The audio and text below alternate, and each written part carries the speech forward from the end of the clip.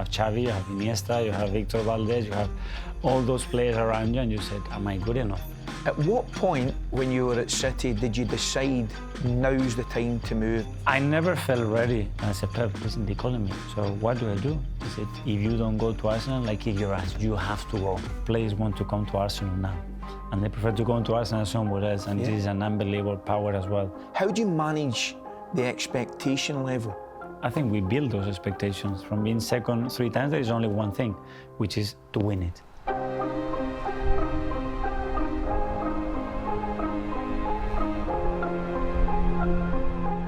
How are we doing, guys? What a place this is. Magnificent. I'm here at the Arsenal training ground this afternoon. I'm here for one reason, to have a chat with Mikel Arteta about the life and career that he's had and how Arsenal are shaping up this season.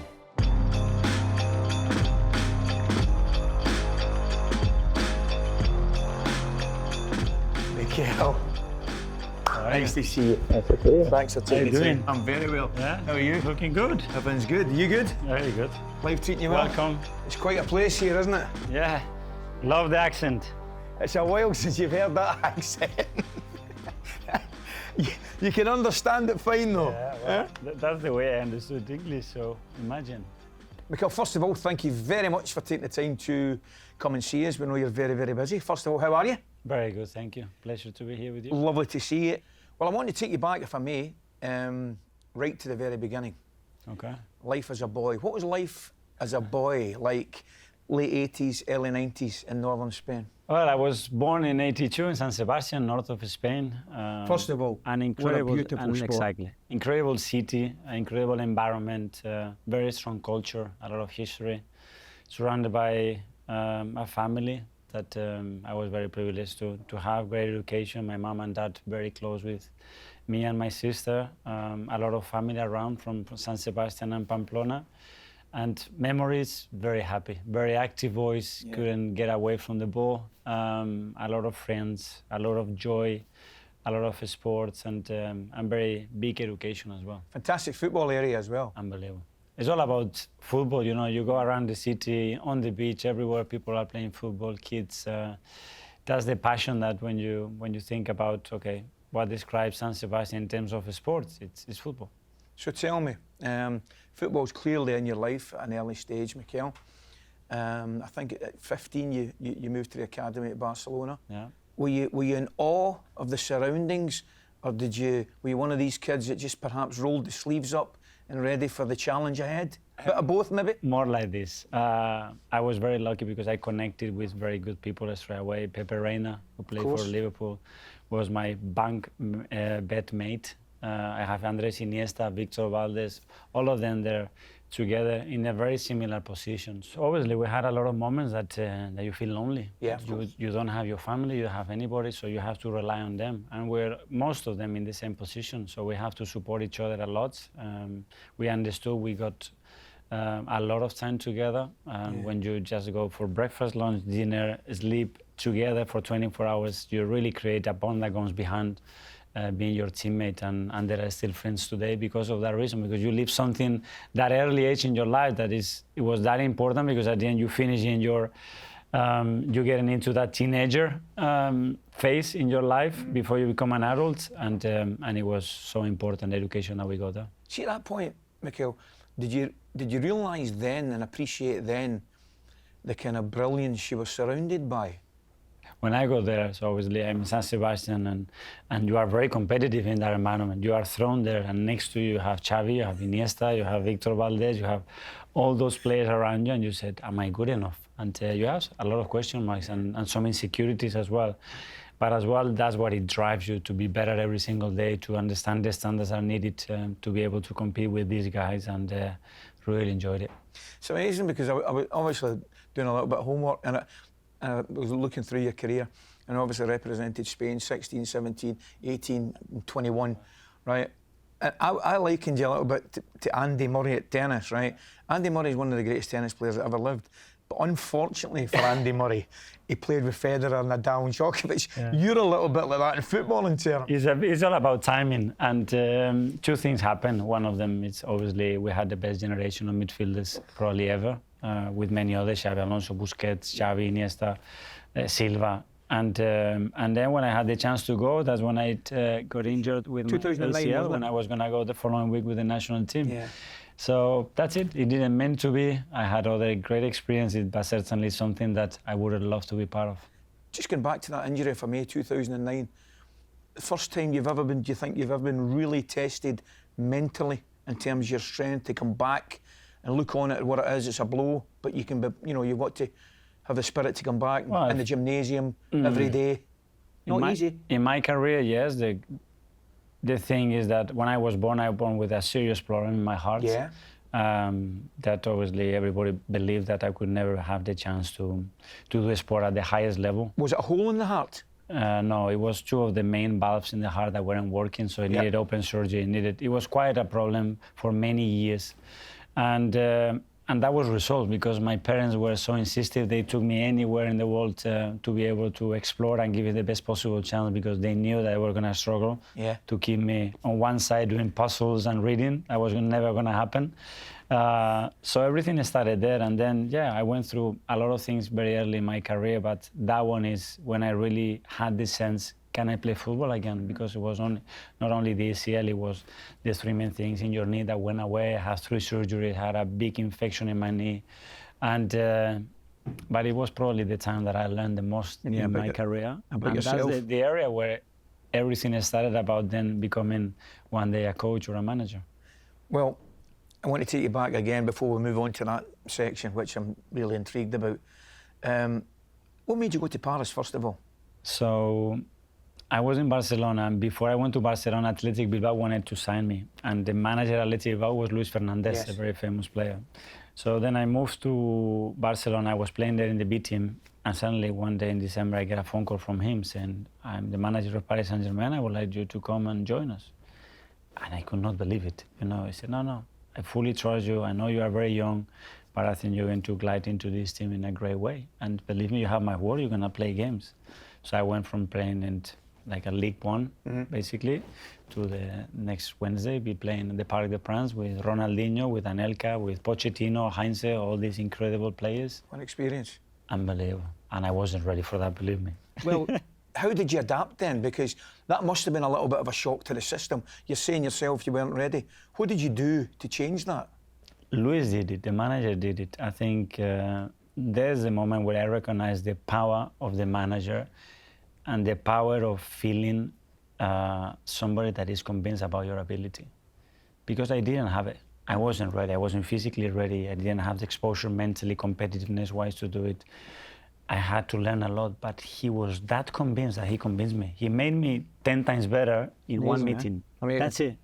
Not in training, in one meeting he made me feel that. And the next day he played me as a starter next to all these players. So these are facts, and he had the power to transmit that conviction to somebody, and certainly did with me. And in that moment, he transformed me as a football player. That day I became professional without even playing football. It's amazing, absolutely amazing. And you speak about growing physically and mentally. I'll move you on to your next club, where technically it might not be just as good as the Spanish league that you're used to, the French league, but I would suggest you've got to be strong physically and mentally to play in Glasgow. So I was very happy in Paris. I did a year and a half there. I wanted to continue. Something happened around the club, and we could not make it happen. But through that period in Champions League, we went to Glasgow. We played against Rangers, and I could not believe what I witnessed and experienced. So 2 weeks later, they came to San Sebastian to start to talk to my agent, my father, and actually then to me. And I said, listen, I want to live experiences. Again, I felt a manager, in that case a sporting director as well, really convinced. So I said, if I want to become one of the best midfielders, I'm going to have to be able to adapt to different contexts and circumstances. And I would do it again 50 times, the same decision. Because what I lived those 2 years there, just to live the culture, the passion of football, what a city can thrive football passion with different cultures, different religions. To that extent is something that it gave me so much value and learning for the rest of my career. It's great to hear, I must admit. It's also amazing. And then, obviously, Everton and Arsenal, a wonderful playing career. What do you think is it, or was it, Mikel, about British football that you enjoyed? Probably Well, first of all, obviously the passion that they have about the game, in a completely different way of understanding the game that I was brought up, completely different. But I had some managers as well that they believed in me, and they believed in the cohesion within the group to understand that different qualities can make people and teams shine. I don't know, really enjoy connecting with something, with a country, with the culture, with the values of that. And I always said that there's not a better place to play football than here. It's amazing because the one thing that's coming throughout your playing career, you've played for big clubs that have one thing in common, I think, and that is a quite unbelievable support and fan base.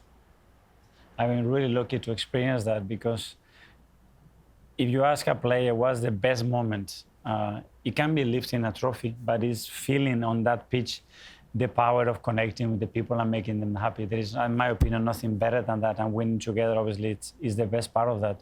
But I always felt that, and in this country and in the clubs that I've been, I always felt part of that. And from there, I went to Arsenal, where it was like going back to Barcelona's way. Yes. With Arsene, with the philosophy of this football club, with the tradition and history, and probably a model, an identity that fitted much more my qualities and my weaknesses than any other club. And it was a great decision as well. Yeah, it certainly was. We'll move back to, I think it was 2016.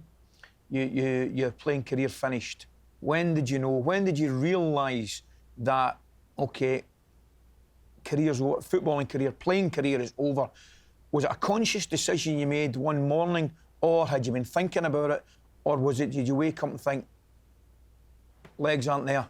So when I had my knee injury, and at some point after the third surgery, I didn't know whether I was going to be able to come back. I said, I need to do something related to football. Yeah. And I always felt, because of the experience that I had and some of the struggles and insecurities that I had as a football player, how can I help the players better? How can I understand the game better? How can I predict what's going to happen better to give better solutions and make sure that we have more enjoyment on the pitch? The best role, in my opinion, to achieve that, it was to become a coach. So after that point, I started to do my coaching badges. And when I was a year or 2 years doing the coaching badges, I have one of the guys that used to work with Pep in Barcelona. I had a really close relation, living in my house for 1 year when I was a player here. And Pep asked me at that time, I might come to England. Would you join me? And I was 30. He said, I was still captain of the club at Arsenal. I said, Pep, I'm not ready to do that. But when I retire, I would love to do that. So then another 3-4 years later, in that case, timing was good. So I get a phone call when I'm about to retire. I promised my wife and kids, let's go to LA. You do your bits. You left everything for me in my career. And she looked at me and said, really? Go there, get in that car and go to Manchester? She knew. She knew. She knew. And Pep had the power as well to convince you, to make you feel that, to have that trust on me when I never coached anybody, to go and join his coaching staff, and it was an incredible journey. It must have together. Been. Well, you came in, you started it, you say you get an invitation to go to City with Pep. I mean, with the greatest respect, you're not starting there or starting there or starting there. You're starting right at the top, absolutely right at the top. And I'm guessing you walk in there immediately. Are you intimidated at all by the brilliance that's around you? I was very lucky because they welcomed me really well. And then I think it was about the team. We formed a team in the coaching staff led by Pep that it was unbelievable. I had, honestly, so much fun. I was waiting for the weekends to say all the things that he prepared, he invites, are they actually happen? And it was like, wow. So it was a dream, because he said, I have the dream to do what I did in Barcelona, but here in the Premier League. And obviously you have so much experience here. I need your input, I need your help. So whatever it is, 1%, 2%, 5 or 0.2, it doesn't matter. I'm there to try to make that dream Well, there happen. you are. That's living proof that all great coaches, all managers need help, right? Definitely need help. At what point, when you were at City, did you decide now's the time to move? When did that moment arrive? I never felt ready, Ali, to be fair. I was getting prepared, and I was, as usual with my job, almost obsessed and so passionate and putting all the hours in the world. I was by myself. The family was still living in LA, so imagine. And with Pep, it was 24/7. Okay, how can I help? And the second season, when Arsenal left, already Arsenal came in, and they was doing, looking at all these candidates and meetings, and I said, Pep, listen, they're calling me. I haven't done anything. It's my second year with you here. So what do I do? He said, if you don't go to Arsenal, I kick your ass. So you have to go because you are ready. And I said, really? He said, you have to go. Seriously? And at the end, it didn't happen. And we stayed together another the third year, something. There are other things, the fourth year. But it was always like that. It was always very, very protective of me, but said, you need to fly. You know, I had to make that call when I was young and only train the B team and go to Barcelona to have all that success. And he always gave me that confidence, that trust, like other managers, what I said at the beginning as a player, to say, I kick your ass, you have to go and do it. You need to do that. And he knew how I felt about the club. You know? Of course. It was the middle of the season. It wasn't an easy decision because I was very responsible and very attached to him, all the coaching staff and everything that we were doing together, really enjoying it. And as well, it's my first big job. Never coach anybody as a head coach, even under 16s. Go to Arsenal Football Club with all the issues that there are, socially, internally, in terms of the squad, and try to transform that football club. You know, you have no time because you are in December. What do you do? And at the end, I think, Ali, it's like anything. Let's go. You have to go. You have to trust yourself, surround yourself with very, very good people, and start to work. Which it's bizarre because I look at Arsenal and they're unrecognisable from maybe 10 years ago, I think. And one of the biggest changes is when you actually come to the stadium. The atmosphere within the stadium now, I think, is completely different to what it was. So how difficult was that changing? It's one thing changing the mentality of the people at the club or inside the club, but how do you change the mentality of the people coming to watch? Well, the more I started to analyse, the good thing is I didn't have a lot of time to analyse more, because if I would have analysed more, probably I would decide it's not the right moment for me to go. But it wasn't about changing a style of play or changing a squad or changing or modifying a few things. This is about transforming a football club again, that it was in a really difficult position. The first one is the culture inside the football club. And we have to change the club from within. So first of all, inside. So people have to describe coming to this environment, whether you are the kitchen, you are the kidman, you are the masseur, you are the main guy, to everybody that is related and making everything possible to a match day. And after, the surroundings, our supporters, how they feel about the club, how they talk about the club, and the ambition and expectation that they have towards the club. And the whole thing had to be transformed. And we did it from the inside. So first of all, start to feel it. And if you feel it and believe it, after you can start to transmit it and start to implement a lot of the ideas, protocols, processes to try to elevate the club in that manner. Absolutely. And the change, as I say, has been fantastic. With change and improvement comes perhaps sometimes an unrealistic view of success. How do you manage the expectation level? Naturally, I think we build those expectations. I think from where we were and everything that we built, that was the aim, that was the project when I put the project and what we want to do, and each phase of that project was there, winning major trophies consistently at the elite level.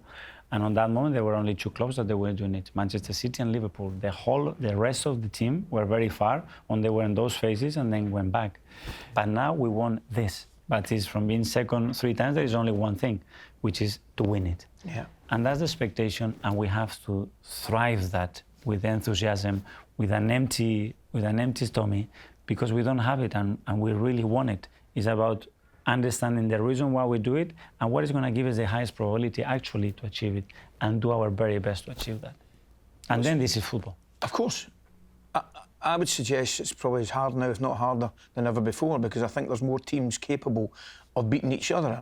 But you have given yourself, I think, an excellent opportunity with your recruitment.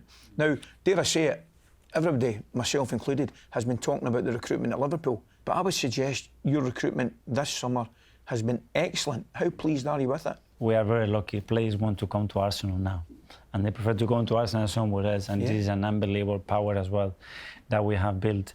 and give our very best chance, Ali. We talked last year about, okay, the Premier League, and we've been 3 years there with amounts of points that normally you are the Premier League winner, but the level is somewhere that has never been before, which is great. And the Champions League, I don't know, we go to the Champions League semi-final. If we have Gabriel and we have Kai and we have Gabi Jesus and we have Bukayo Saka, his best not injury, and we have other players to win it, maybe, but everything has to go your way now because the level is so high. In terms of the league, you've been so close, so it's clearly just the small things you need to find from somewhere. It's getting harder. Every other team's improving. Where are you looking for those small things? Everywhere, but one of them was recruitment. I think we had one of the shortest squads last year, so we've done that. So now we have to manage and empower the qualities that we have and use it in the right way. When we talk about consistently in the defensive phase, probably we've been the best team in the league for 3 years. Attacking one as well, as we have the resources. Our record against the top team is good, but we have margins everywhere, Ali. I see margins of improvement. Today we have discussions to bring everybody together, to align everybody. This is where we're going. This is the 3 aspects we're going to focus. And you guys are an unbelievable team. Let's go and do it. I've got 2 more questions, if I may, right? The one question I ask a lot of the great managers that I worked under and worked with, Sir Alex and people like that, I wouldn't say they've got a regret, but the one thing that they perhaps, towards the end of their managerial career, look back on maybe with a little bit of sadness, is the amount of time that they lost with their family. Yeah. Clearly, for somebody in your position, in MD's position, that is, family is without doubt the most important thing in your life. How do you balance? There is no balance. It's like this. It's about, in my opinion, connecting both things, you know, and interconnecting that in a way that they feel very part of what I do every single day, but I need to feel very part of what is happening when I'm not there. And then create an environment when, yeah, they do want the best for me and they all cheer up and they are very present. But when I open that door at home, whether I win, draw or lose, I'm the same father and the energy in my house is the same. And that's great to my wife and everybody that is around my family, raising those kids, that we need to protect that environment. And I think I'm very responsible about their happiness, their education, understanding the values. What they have to see is that does his very best, and he knows that, and I spend all the hours in the day to try to improve this football club, the players, and enjoy a passion that I have. And I do my living out of that. But without taking that joy out of them, and especially sharing those moments, especially the good ones with them, because even though there is no meaning to what we do. Your family's the most important team, isn't it, without doubt. Last question, unashamedly, back to Glasgow. I want to take you back to 2003. Mm-hmm. I was sitting in the main stand with ex-Rangers players, Gough, Alberts, Gorham, Durrant. Were you aware the importance of that penalty against them? No. No, Ali. No, Ali, I wasn't. And that was intuition. It was probably not being ready or prepared and not thinking about the occasion and just being. And that's what I love about this generation, that you throw in there Max Down, 15 years old, and he plays with you know, no fear. He plays full of enthusiasm. One of the best moments, one of the best days of my life, in my career, for sure, to get that stadium rocking, winning the league. Against our big rivals in the last second of the last day for goal difference, scoring a penalty. It was such a day. Well, I can assure you, 7 or 8 old Rangers players jumping up and down, cheering when you knocked it in. Yeah. Listen, thanks very much again, Mikel, for taking the time to join us. And I can only wish you all the very, very best for the rest of the season. Thank you so much. Great to see you. Thank you very much.